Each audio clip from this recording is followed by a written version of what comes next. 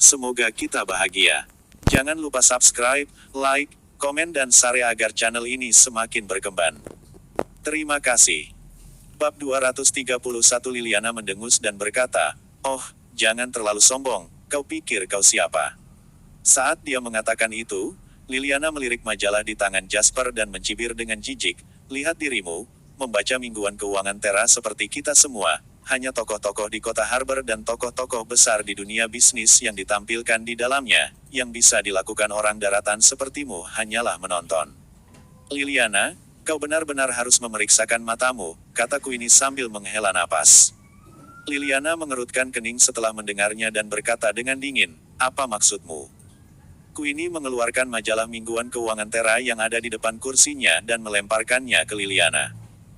Ngeri untuk melihat Jasper, dia kemudian mengkonfirmasi berulang kali sebelum menyadari bahwa mereka memang pria yang sama. "Siapa? Siapa kau?" seru Liliana. "Queenie adalah seorang artis di bawah Advent Entertainment Group dan kau adalah agennya. Sekarang perusahaan telah direstrukturisasi, kau hanya harus melakukan apa yang harus kau lakukan sebagai agen, bukan?" Jasper berkata dengan ringan, "Kau sekarang dipecat." Dalam sekejap, Liliana merasa seperti disambar petir dan kilat. Dia menatap Jasper dengan wajah pucat, membuka mulutnya, dan tergagap, Kau, Tuan Lain." Queenie berdiri, melirik Liliana dengan ekspresi acuh tak acuh, dan berkata dengan lembut, "Terima kasih telah menjagaku selama ini Liliana. Aku berharap perjalananmu aman di masa depan." Saat mereka berbicara, Queenie datang ke sisi Jasper dan menyapa dengan hormat, "Senang bertemu dengan Anda, Tuan Lain." "Senang bertemu denganmu." Jasper mengangguk, dia memahami perasaan netral terhadap Queenie, menurutnya Queenie hanyalah sapi perah.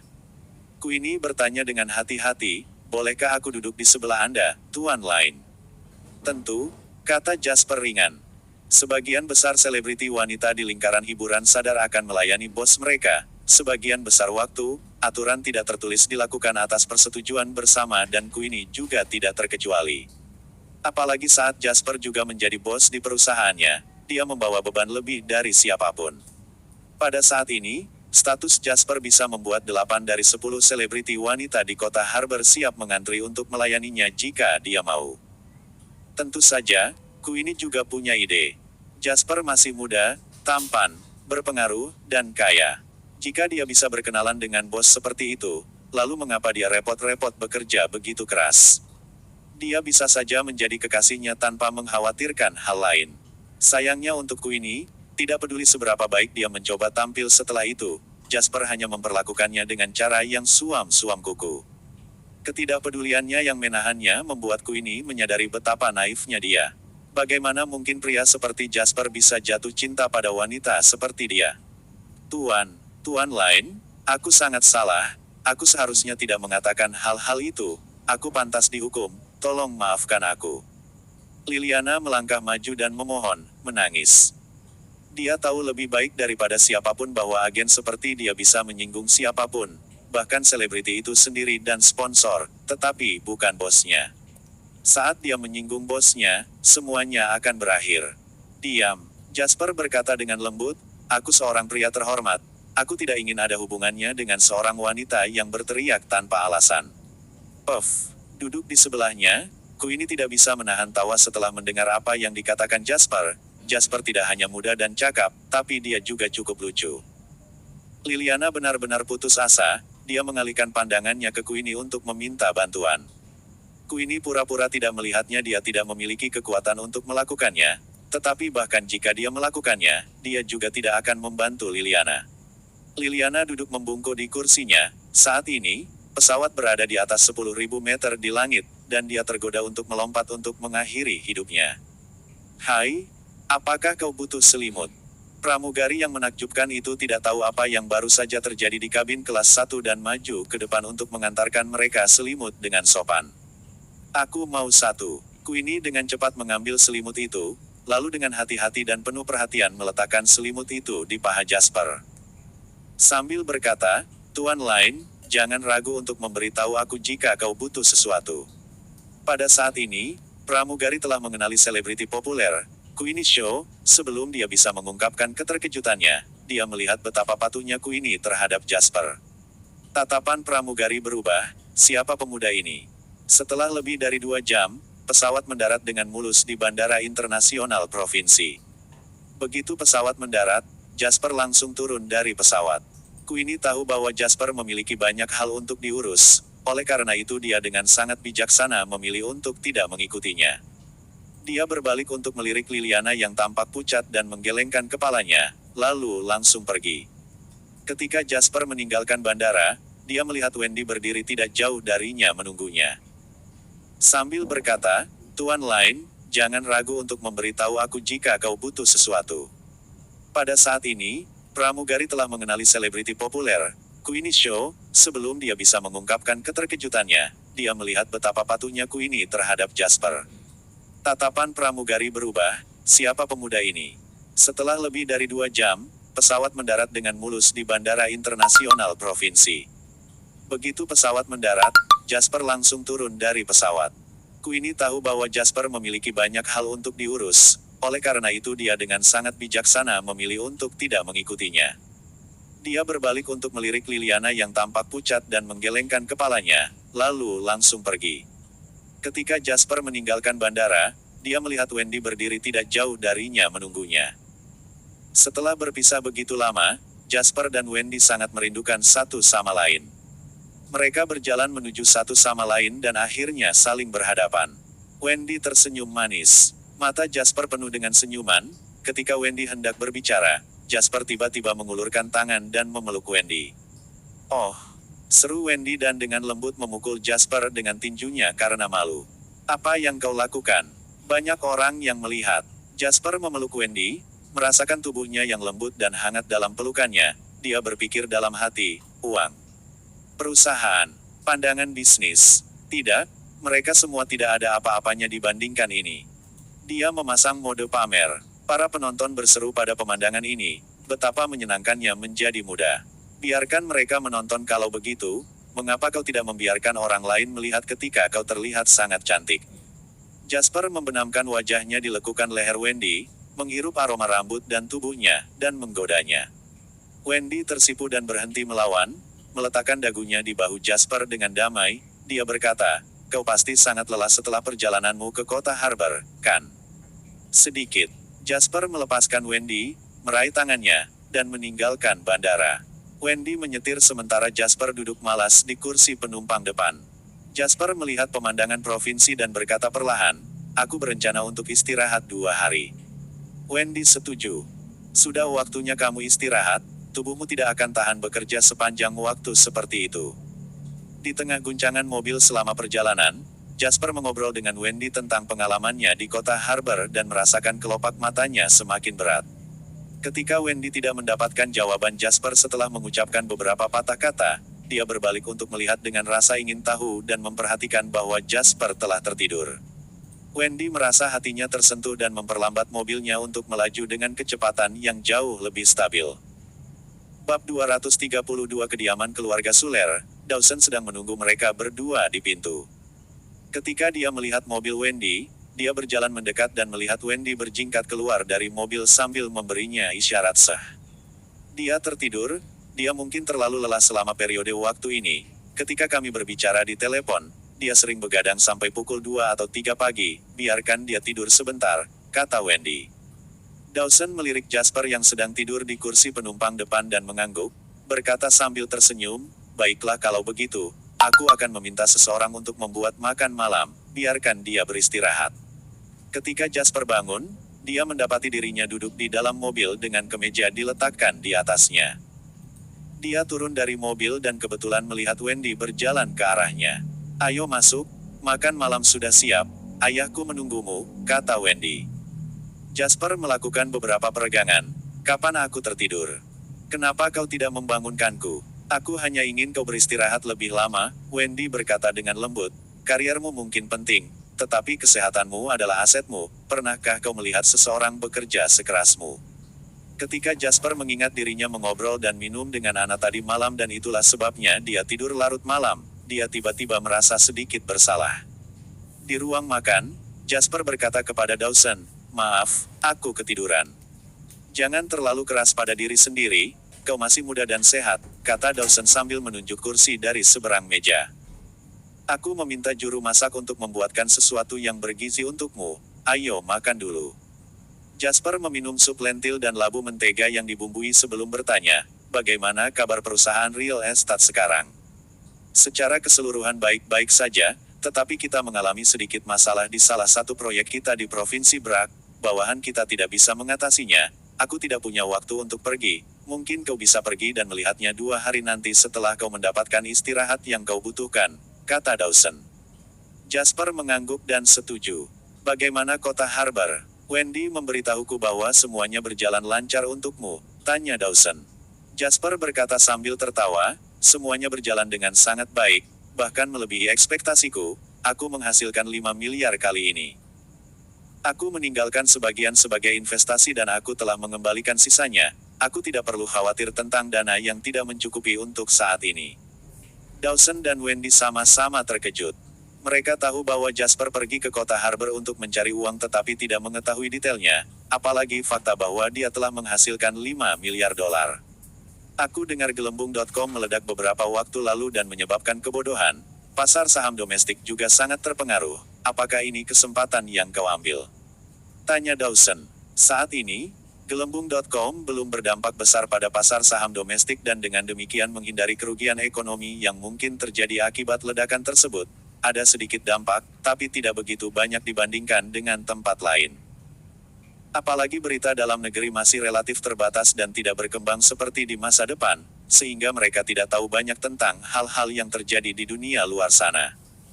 Jasper berkata, ya, aku memperkirakan gelembung.com akan segera pecah.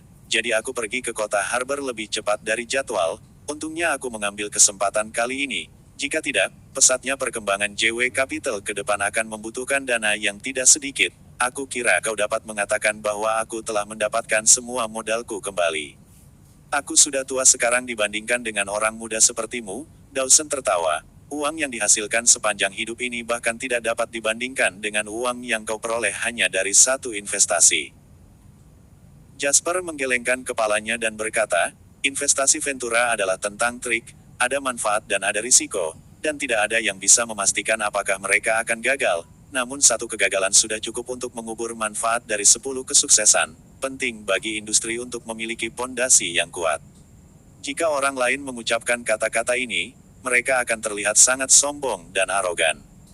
Namun, Jasper membuktikan dengan fakta bahwa tidak satu pun dari investasinya yang gagal. Oleh karena itu segala hal yang dia katakan membuatnya tampak benar-benar keren. Dawson senang melihat Jasper menjaga sikap rendah hati dan hati-hati. Dia tidak angkuh dan sombong hanya karena dia telah meraih 1 atau 2 kemenangan. Aku telah menghubungi seseorang sehubungan dengan perusahaan hiburan yang kau sebutkan sebelumnya. Tetapi tidak perlu terburu-buru dalam hal ini, penjual masih mempertimbangkannya, kau bisa pergi ketika kau punya waktu. Perusahaan yang mana? Siapa namanya? Tanya Jasper penasaran. Aku pikir namanya Easy Media. Ini adalah perusahaan yang dijalankan oleh 2 bersaudara dengan nama belakang King. Dawson merenungkannya dan berkata, Easy Media. Jasper tiba-tiba menjadi tertarik. Perusahaan ini nantinya akan menjadi salah satu perusahaan terkemuka di industri film, televisi, dan hiburan dalam negeri di masa depan. Sedangkan King bersaudara, mereka juga akan menjadi raja yang tidak dimahkotai dari industri hiburan domestik. Dia terkejut mengetahui bahwa mereka memiliki rencana untuk menjual perusahaan saat ini. Paman Dawson, bisakah kau mengkonfirmasi dengan pihak lain sesegera mungkin? Aku mengakuisisi perusahaan hiburan di kota Harbor dan aku pikir yang ada di daratan harus mengikuti secepat mungkin. Aku berencana untuk membuka kedua wilayah dan membuat grup hiburan besar di seberang selat. Setelah mendengar apa yang dikatakan Jasper, Dawson berkata dengan serius, oke, aku akan mengatur waktu untukmu sesegera mungkin. Setelah makan malam, Wendy duduk di sofa dan menopang dagunya saat dia menatap Jasper yang dengan hati-hati meninjau dokumen JW Capital yang menumpuk selama dia pergi. Jack telah mengurus banyak hal untuknya, tetapi masih ada banyak keputusan besar yang harus dia buat. Kau bilang kau akan beristirahat selama 2 hari pertama, bukan? Wendy sedikit tidak senang. Sekarang kau sedang membaca dokumen dan 2 hari lagi kau akan pergi ke perusahaan hiburan untuk berdiskusi. Tidak ada waktu bagimu untuk beristirahat. Jasper mengalihkan perhatiannya dari dokumen dan tersenyum pada Wendy. Aku sudah membuat rencana. kita akan pergi ke pantai besok untuk bersenang-senang bersama. Benarkah? Wendy tiba-tiba menjadi bersemangat. Iya, kita akan pergi ke Provinsi Brak. Salah satu proyek di perusahaan real estate itu menemui jalan buntu. Tidak jauh dari sana, sekitar 2 jam perjalanan dengan mobil. Kita bisa pergi ke sana dan mampir saat kita berada di sana. Selain itu, daerah itu di sebelah pantai, ada pantai, barbecue, dan bahkan festival bir di sana, kata Jasper sambil tersenyum. Wendy berkata dengan gembira, aku akan pergi dan mengemasi barang bawaanku. Kita hanya akan berada di sana selama 1 atau 2 hari, 2 kali ganti pakaian sudah cukup, kata Jasper. Apa yang kau tahu, orang besar? Setiap kali seorang wanita keluar, itu seperti pergi berperang, kita tidak boleh lengah. Wendy sudah berjalan keluar pintu ketika ucapannya terdengar di telinganya. Jasper tertawa kecil, mengambil ponselnya, dan memesan hotel bintang 5 di Provinsi Brak. Aku ingin memesan suite, yang paling mahal. Ya, 1 jenis yang hanya memiliki 1 kamar tidur. Keesokan harinya, Jasper dan Wendy kembali ke kota bersama. Setelah menyapa orang tuanya dan mengomel seperti biasa, Jasper dan Wendy pergi ke Provinsi Brak. Lebih dari 2 jam kemudian di Hotel Marriott Provinsi Brak, Jasper melemparkan kunci mobil ke pelayan dan menemani Wendy ke hotel untuk check-in. Begitu mereka sampai di pintu masuk, Jasper dan Wendy mendengar seorang pemuda lewat sambil berbicara di telepon, suaranya keras dan memekakkan telinga. Berhenti bicara omong kosong, sial JW Real Estate. Tidak pernah mendengar nama itu, aku Mark Zion, adalah raja di Provinsi Brak. Jika mereka menginginkan sebidang tanah itu, mintalah mereka untuk datang dan berbicara denganku, jika aku dalam suasana hati yang baik. Maka aku akan berbicara dengan mereka, jika tidak, aku akan mengusir mereka dari Provinsi Brak dalam semalam. Bab 233 Mark menarik perhatian Jasper dan Wendy ketika dia menyebutkan JW Real Estate. Wendy mengerutkan kening, sedikit tidak senang dengan nada menghina dalam ucapan Mark. Mark datang ke meja depan saat masih berbicara di telepon. Jasper saat ini sedang melakukan prosedur check-in saat ini, dia telah menyerahkan ide dan depositnya, dia sedang menunggu kartu kamarnya sekarang. Mark masuk seolah Jasper tidak ada di sana, melemparkan lembar tanda tangan yang telah diletakkan Jasper di meja ke samping, dan berkata kepada petugas. Aku ingin suite. Petugas yang saat ini menangani pengaturan check-in untuk Jasper terkejut, dia tahu bahwa Mark bukanlah seseorang yang bisa dia sakiti, maka dia terdengar sangat menyesal ketika dia berkata kepadanya, maaf tuan, suite terakhir telah dipesan oleh pria ini di sini, kami hanya memiliki kamar standar yang tersisa. Apa kau tahu siapa aku? Ruangan standar, kamar standar sialan, apa kau ingin mati dengan memintaku untuk tinggal di kamar standar? Mark menggebrak meja dan meraung. Petugas itu kaget, dan wajahnya menjadi pucat. Dia terlalu takut untuk mengucapkan sepatah kata pun. Pada saat ini, suara Jasper terdengar di telinga mereka. Tolong beri aku kartu kamarku sesegera mungkin. Jasper terdengar sangat lembut, membantu petugas keluar dari situasi yang memalukan dengan bijaksana. Wanita muda itu melirik Jasper dengan penuh terima kasih dan bergegas menyelesaikan prosedurnya. Setelah mengucapkan kata-kata ini, Jasper melirik Mark dengan acuh tak acuh dan berkata dengan lembut, antri. Mark sedikit mengernyit saat dia melihat Jasper dari atas ke bawah, dia mencibir, apa kau bukan dari sekitar sini? Kau tidak tahu aku, kau benar-benar tidak tahu siapa aku. Aku tidak perlu mengantri dimanapun di Provinsi Brak. Kemudian, Mark melihat Wendy berdiri di samping Jasper, matanya melebar dan membara. Dia belum pernah melihat wanita yang begitu cantik di Provinsi Brak sebelumnya. Dia tidak peduli siapa Jasper itu, dengan kekuatan dan statusnya di Provinsi Brak, semua orang yang melihatnya akan menunjukkan rasa hormat kepadanya. Kemudian, Mark langsung mulai menggoda Wendy. Hei cantik, apa kau datang ke Provinsi Brak untuk liburan? Aku Mark dari keluarga Zion. Mark menyebutkan namanya, dia percaya bahwa pihak lain akan tertarik setelah mengetahui siapa dia. Tak seorang pun di Provinsi Brak bisa menolak status dan pesonanya. Kau bisa menyebut namaku kemanapun kau pergi dan aku jamin kau akan diperlakukan seperti VIP, jadi mau main. Mark tersenyum dan mengulurkan tangannya ke Wendy. Plak, suara renyah dan jernih terdengar melalui lobi. Mark ditampar oleh Jasper. Mark tercengang sejenak, dia menyipitkan matanya, tatapannya berkilauan saat dia menatap Jasper, Mendesis, dia berteriak, "Sial, beraninya kau memukulku."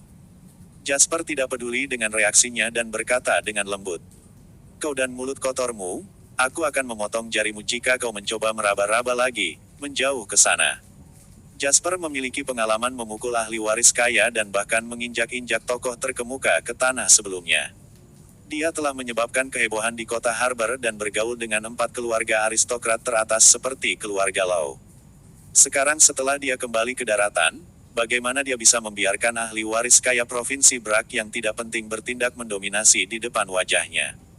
Mark sangat marah, dia selalu menjadi orang yang memberikan bebannya di sekitar Provinsi Brak dan belum pernah bertemu orang seperti Jasper sebelumnya. Mark menggertakkan giginya, dia ingin memukul Jasper, tetapi dia terlihat kuat dan penuh energi. Meskipun Mark masih muda, tubuhnya telah rusak sejak lama karena semua anggur dan wanita. Biasanya tuan muda seperti dia akan membayar preman untuk melakukan pekerjaan itu, jadi mengapa repot-repot melakukannya sendiri? Karena itu, setelah membandingkan ukuran dan kekuatan mereka, Mark memutuskan untuk menerimanya terlebih dahulu. "Baik, kau benar-benar sesuatu, iya. Kita lihat saja nantil." Setelah mengucapkan kata-kata itu, Mark pergi dengan ekspresi yang sangat suram. Bab 234. Selama Jasper masih tinggal di Hotel Marriott dan berada di Provinsi Brak, Mark tidak khawatir dia tidak akan memiliki kesempatan untuk membalas dendam. Jasper bahkan tidak melihat Mark pergi dan mengambil kartu kamarnya dari tangan petugas. Ketika dia berjalan ke lift, Jasper berkata kepada Wendy, "Panggil penanggung jawab perusahaan real estate Provinsi Brak ke sini." Wendy menjawab dan mulai menelepon. Mereka baru saja naik mobil selama 2 jam ke Provinsi Brak, dan setelah mengalami kejadian ini, Wendy tidak lagi ingin keluar dan bersenang-senang. Setelah mandi di hotel, Wendy dan Jasper menunggu orang yang bertanggung jawab datang. Orang yang bertanggung jawab menanggapi perintah bos besarnya dengan sangat serius dan hanya membutuhkan waktu setengah jam lebih sedikit untuk sampai ke Jasper. "Nona Suler, Tuan Line." Orang yang bertanggung jawab, Tuan Lambert adalah seorang pria parubaya yang cerdas dan cakap di usia awal 40-an, dia sebelumnya adalah tulang punggung untuk grup Suler, seorang pekerja yang kompeten, karena itu dia dipindahkan oleh Dawson ke perusahaan real estate untuk membantu membuka pasar baru. Di Provinsi Brak, bagaimanapun bukan hanya miliknya tetapi semua proyek JW Real Estate kini telah tenggelam dalam rawa. Ceritakan semua tentang situasi JW Real Estate di Provinsi Brak. Jasper mengambil sebotol anggur merah dan menuangkan 2 gelas, memberi isyarat kepada Tuan Lambert untuk duduk sebelum berbicara. Tuan Lambert menanggapinya, meskipun usia Jasper masih muda, Tuan Lambert, yang baru saja meninggalkan grup Suler, tahu bahwa Tuan Line yang duduk di seberangnya bukan hanya pemegang saham terbesar kedua di JW Real Estate, tetapi juga calon menantu Dawson. Selain perusahaan real estate, bahkan seluruh grup Suler akan menjadi miliknya di masa depan. Selain itu, Jasper lebih banyak berkenalan dengan kalangan masyarakat kelas atas. Auranya tumbuh semakin kuat dan semakin kuat setiap hari, itu tidak seperti dia yang dulu lagi. Dengan mengingat 2 hal itu, Tuan Lambert tidak berani lengah lagi. Saat ini, JW Real Estate sedang mengerjakan proyek real estate di Provinsi Brak yang disebut Kota Pemandangan. Tanah ini telah dilelang ke JW Real Estate sebelum ini, itu terletak di tepi laut. Rencananya adalah membangun gedung hunian kelas atas di Provinsi Brak, dengan fokus pada konsep properti pemandangan laut. Tapi ada masalah, ketika tanah tersebut pertama kali dilelang, pesaing utama JW Real Estate, Majestic Real Estate yang juga merupakan industri inti dari keluarga Zion Provinsi Brak, mulai menggunakan segala macam cara untuk menghambat pembangunan kami ketika mereka gagal melelang tanah tersebut. Mereka bahkan mengatur agar sekelompok rumah tangga menolak pindah dari properti, dan itu sangat menghambat pekerjaan pembongkaran kami. Lalu ada juga preman lokal yang datang untuk memberi kami masalah sesekali. Kami tidak bisa memulai proyek ini. Saat Tuan Lambert berbicara, dia memasang ekspresi masam. Kalau tidak, kami juga tidak akan mencari bantuan dari kantor pusat di provinsi. Zion terlalu kuat di sini. Mereka mengatakan bahwa JW Real Estate harus memberi 50% dari keuntungan untuk memberi mereka bonus atau tidak melakukan apa-apa. Mereka ingin setengah dari keuntungan. Apakah nama belakang Provinsi Brak Zion? Mereka meminta terlalu banyak. Wendy mengamuk. Apa posisi Mark dalam keluarga Zio?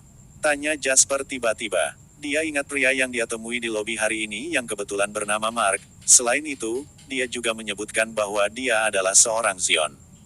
Dia tampak sangat percaya diri, sepertinya Zion benar-benar berpengaruh di Provinsi Brak. Tuan Lambert menjawab, dia putra satu-satunya Harvey Zion, kepala keluarga Zion. Dia arogan dan mendominasi dan tidak peduli dengan hukum. Tidak ada seorang pun di Provinsi Brak yang cukup berani untuk menyinggung perasaannya. Jasper mengangguk, lalu mendiskusikan kemajuan dan pengaturan kerja seluruh proyek dengan Tuan Lambert sebelum mengantarnya keluar. Jasper, jangan pernah memaafkan kekuatan seperti Zion, kata Wendy kepada Jasper. Jasper tersenyum dan berkata, kuil itu kecil tapi anginnya kencang, kolamnya dangkal tapi terlalu banyak orang jahat. Semakin kecil suatu tempat, semakin mudah untuk bertemu dengan orang-orang yang memberontak. Tidak apa-apa, aku hebat dalam berurusan dengan semua jenis orang yang menolak untuk bekerja sama. Saat itu hampir malam. Setelah diskusi mereka, maka Jasper membawa Wendy turun untuk makan malam di sebuah restoran. Kita akan mengisi perut kita terlebih dahulu lalu pergi ke pantai untuk berjalan-jalan setelah makan malam, kata Jasper kepada Wendy, duduk di meja. Dan barbecue pantai juga, ucap Wendy sambil tersenyum manis.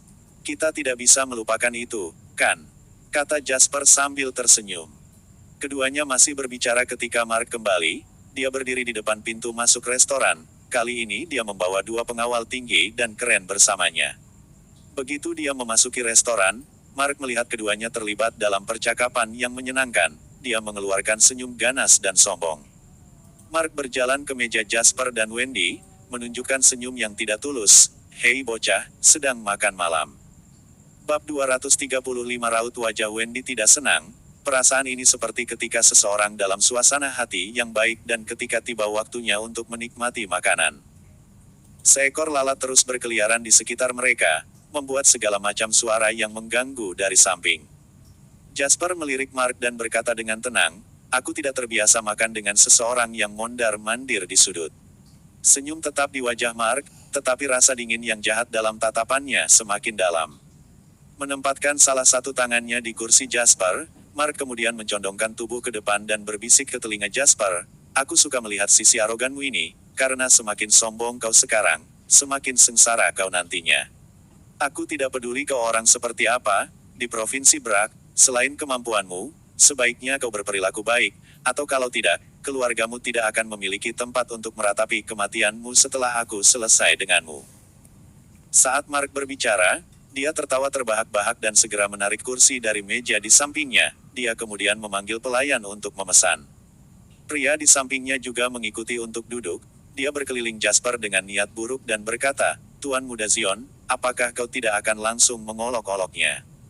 Pria lain bergabung dan terkikik, berkata, betul, Tuan Muda Zion, biarkan saja kami yang menyiksanya sampai mati. Wanita itu sangat cantik, Tuan Muda Zion. Kau secara pribadi harus menghibur keindahan itu, bukankah ini solusi yang tepat? Mark mencibir, apa yang kalian ketahui? Itu hanya berarti jika kalian perlahan menyiksa orang seperti itu. Satu pandangan dan jelas dia bukan dari sini, aku kira orang ini memiliki uang tunai dan membawa wanita cantik ini ke sini untuk makan untuk berlagak. Jika aku ingin membuat wanita cantik ini mengagumiku, aku harus terlebih dahulu memberitahu dia bahwa di Provinsi Brak, tidak ada yang lebih kaya dari aku atau lebih kuat dari aku. Lihat saja hari dan umur. Kita tidak membunuh dan membunuh orang lagi, itu metode paling rendah. Mark sengaja meninggikan suaranya agar Jasper dan Wendy bisa mendengarnya dengan jelas. Dia ingin menggunakan keberuntungan dan otoritas untuk membuatmu mengaguminya, kata Jasper kepada Wendy sambil tersenyum. Wendy memelototi Jasper, dan untuk pertama kalinya, dia memberinya pandangan peringatan. Berhenti membuatku merasa jijik. Pada saat itu, Mark sudah memanggil pelayan. Foie gras berkualitas tinggi. Hidangan sayur abalon, lalu menurut jumlah karyawan, aku ingin ikan cod dari laut dalam, tuna, dan salmon, juga 1 set piring kaviar sturgeon albino. Meskipun mereka sedang makan di restoran bintang 5, memesan hidangan yang bernilai ratusan ribu sudah cukup untuk mengejutkan manajer restoran. Manajer bergegas mendekat dan berkata kepada Mark dengan nada sopan dan hati-hati, Tuan, selain yang lain, sehubungan dengan kaviar sturgeon albino, restoran kami tidak memiliki banyak stok, 1 gram berharga sekitar 20.000, dan ada 3 dari pesanan Anda di sini, yang jumlahnya menjadi 60.000. Apa kau pikir aku tidak mampu membelinya? Ekspresi Mark geram. Manajer dengan cepat menjawab, tidak, bukan itu yang aku maksud. Aku hanya mencoba mengkonfirmasi pesanan Anda, Tuan. Kalau begitu hentikan omong kosong dan sajikan saja apa yang aku pesan. Mark melambaikan tangannya dengan wajah tenang, kemudian dia melirik Jasper dengan jijik dan berkata dengan lemah, itu saja, ini hanya ratusan ribu, makanan sederhana. Mengetahui Mark mencoba menggunakan uangnya untuk menekan orang lain, dua bawahan yang dia bawa tentu saja menunjukkan dukungan mereka. Dengan cara yang membingungkan, mereka bekerja bersama dan berkata, Tuan Muda Zion murah hati. Namun, untuk orang lain, mungkin mereka tidak akan bisa mendapatkan ratusan ribu ini, kan? Jangan katakan begitu, tidak mudah bagi seseorang untuk menghemat lebih dari setengah tahun gaji untuk membawa wanita cantik ke hotel bintang 5 untuk menikmati makanan. Jika kalian ke sini mengganggunya, bukankah dia akan kehilangan ketenangannya ketika dia kembali ke rumah? Hahaha, suara yang menusuk telinga terus terdengar, tapi ekspresi Jasper tetap tenang, manajer, aku akan memesan beberapa hidangan. Manajer berjalan ke arahnya, sebagai seseorang dengan mata yang tajam, satu pandangan saja yang diperlukan baginya untuk mengetahui bahwa para tamu dari dua meja itu mencoba untuk bersaing satu sama lain. Ini membuat manajer berharap lebih banyak hal baik terjadi. Beri aku sebagian dari apapun yang mereka pesan, untuk kaviar Sturgeon albino itu, beri aku 2 kotak. Manajer itu tercengang ketika dia mendengar kata-kata Jasper. 2 kotak, Tuan, kau baru saja mendengar harganya, 1 kotak memiliki 6 gram, dan 2 kotak jadi 12 gram, biayanya 214.000. Tanpa sadar, sang manajer menekankan harga kaviar Sturgeon albino. Untuk makanan seperti ini, apa artinya begitu perhitungan saat makan? Hanya dengan sesendok besar per suap aku bisa merasakan rasanya, kata Jasper dengan tenang.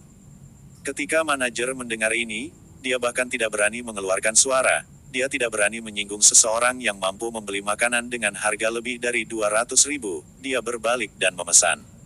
Ekspresi Mark berubah menjadi yang terburuk. Dia membeli albino Sturgeon kaviar menurut gram sedangkan Jasper langsung memesan 2 kotak. Ini membuatnya merasa bahwa dia kewalahan oleh Jasper. Kebenaran memang seperti itu. Mark kaya, tapi ada batasnya. Lagi pula, dananya bersumber dari keluarga Zion, yang merupakan sumber uang saku bulanannya. Dia belum mencapai tingkat di mana dia bisa menikmati makanan senilai 200.000 hingga 300.000. Jika keluarganya tahu tentang itu, dia akan berada dalam masalah. Sudut mulut Mark berkedut saat dia memasang ekspresi gerah. Dia menatap Jasper dan berkata, hentikan sikap berlebihan itu, nanti kau tidak akan bisa membayar tagihannya. Pada saat itu, hidangan untuk kedua meja disajikan. Jasper segera membuka sekotak kaviar Sturgeon albino dan menuangkan semuanya ke foie gras-nya. Dia menggigit dan mengerutkan kening dengan lembut.